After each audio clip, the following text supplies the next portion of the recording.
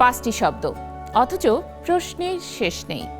মিথ্যা সাময়িক, কিন্তু সত্য চিরস্থায়ী। শাবনূরের এই পোস্ট ঘিরে নতুন করে শুরু হয়েছে আলোচনা। কার উদ্দেশ্যে এমন বার্তা? সালমান শাহের মৃত্যুর ঘটনা নিয়ে সাম্প্রতিক তৎপরতার মধ্যেই তার এমন মন্তব্য ঘিরে তৈরি হয়েছে নানা জল্পনা। তবে পোস্টের আসল অর্থ কি তা এখনো স্পষ্ট করেননি শাবনূর।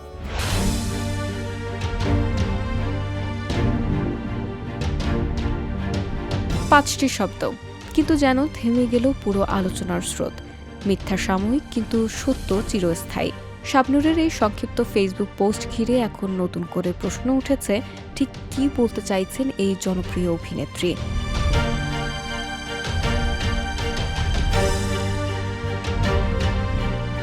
মঙ্গলবার নিজের ভেরিফাইড ফেসবুক পেজে পোস্টটি দেন শাবনূর। সেখানে কোনো ব্যক্তি, ঘটনা বা মামলার নাম উল্লেখ করেননি তিনি। তবে সালমান শাহের মৃত্যুর ঘটনা নিয়ে সাম্প্রতিক সময়ে নতুন করে আলোচনা শুরু হওয়ায় অনেকেই পোস্টটির সঙ্গে সেই প্রসঙ্গ মিলিয়ে দেখছেন।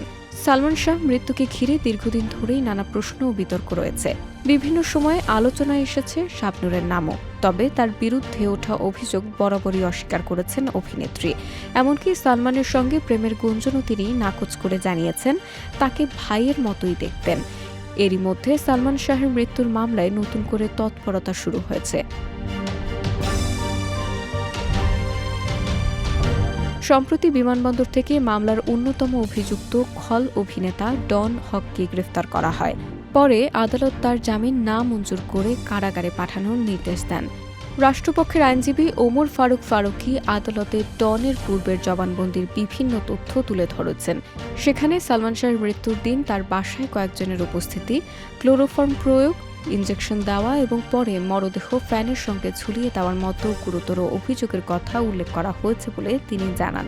তবে এসব তথ্য আদালতে উপস্থাপিত অভিযোগের অংশ, চূড়ান্ত সত্য বা প্রমাণিত ঘটনা হিসেবে এগুলো দেখার সুযোগ নেই।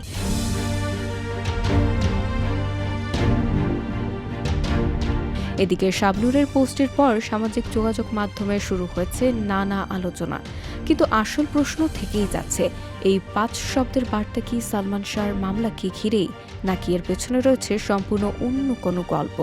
শাবনূর নিজে এখনও পোস্টটির কোনো ব্যাখ্যা দেননি, তাই উত্তরটা আপাতত রয়ে গেছে সেই 5 শব্দের আড়ালেই।